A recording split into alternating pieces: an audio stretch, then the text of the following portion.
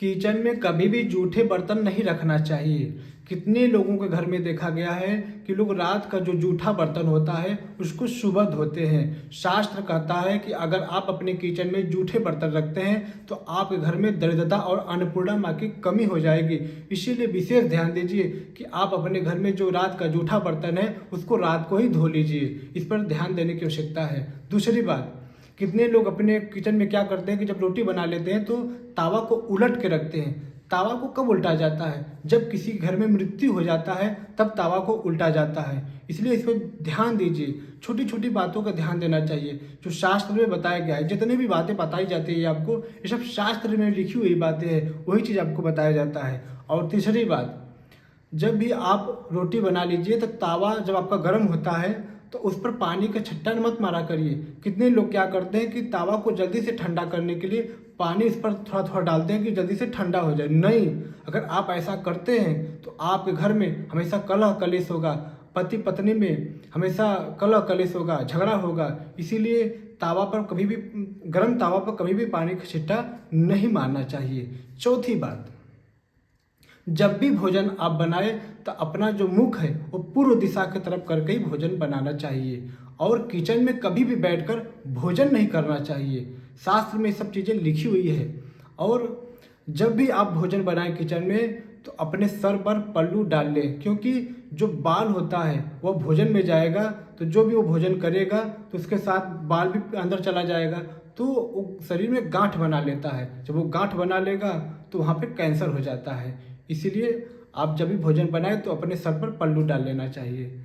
और किचन में आप जो ओजन वाली चीज़ होता है, जो भारी चीज़ होता है, वह हमेशा आप दक्षिण की दिशा में रखें। जो जितना भी भारी चीज़ होता है और जो तरल चीज़ होता है जैसे घी हो गया, जल हो गया, तेल हो गया, वह हमेशा उत्तर साइड में किचन में रखा जाता है। ये बड़ा शुभ माना जाता है, बड़ा अच्छा माना जाता है।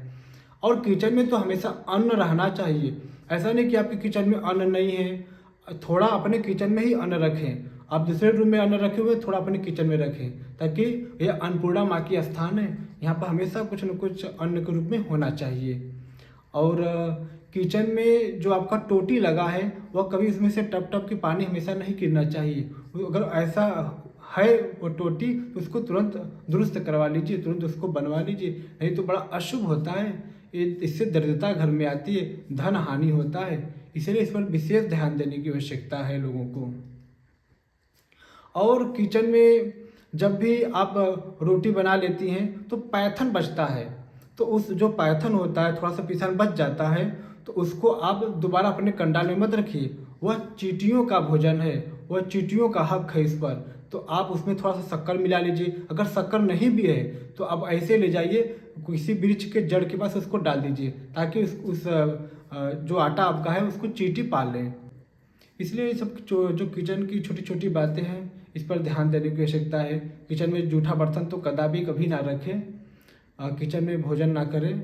किचन में जब भी भोजन बनाना चाहिए पवित्रता के साथ बनाना चाहिए, स्नान करके ही भोजन बनाना चाहिए।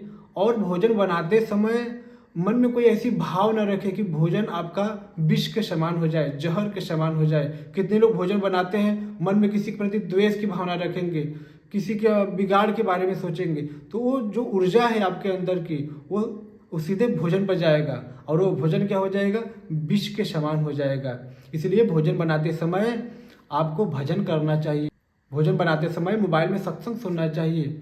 अगर आप कलह की भावना को लेकर, मन में द्वेष की भावना के लेकर आप भोजन बना रही हैं तो जो भी भोजन करेगा सबका जो दिमाग है डिस्टर्ब हो जाएगा, सब तनाव में हो जाएंगे। इसलिए जब भी भोजन बनाएं तो आप आनंद होकर भोजन बनाए, भजन करते हुए भोजन बनाए, तो वह भोजन अमृत के समान माना जाता है। और जो उस भोजन को पाएगा उसके अंदर आनंद की अनुभूति होने लगेगी, मन उसका तनाव मुक्त रहेगा। इसलिए भोजन बनाते समय माताओं को इस पर विशेष ध्यान देना चाहिए।